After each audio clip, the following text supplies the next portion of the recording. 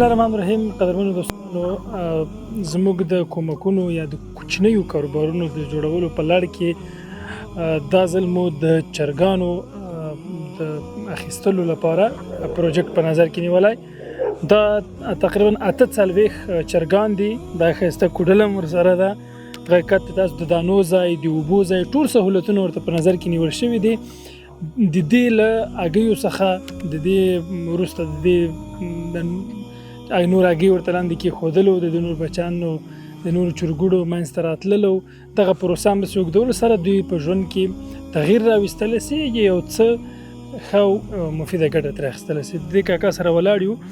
نو دا کاکا د کورنۍ سرپرسته، د وسې او کسې څوک نه لري، ژوند کې ګڼ شمېر ستونزې لري. نو دې کاکا سره خبرې کوو چې دغه هغه چې ورته د کومو دوستانو همکارانو چې دوی سره دا مرسته کړې ده، دوی څخه دا څومره خوشحاله ده او څه ستونزې لري. بالکل خوشحاله یم. کور دې آباد، هر چا چې دغه کړې ده که نه، زه خوشحاله یم، خفه نه یم.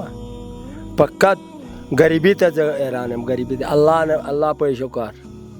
والله اصل قسم ده چې لزر به یم کور کې یا هېڅ نه لرم. الله لرو همداسې تا غوندې بل غوندې داسې خلک خیرات ورکوي او شپې ورځې تېرېږي. نور څومره خوشحاله چې تاسو سره دا کوم؟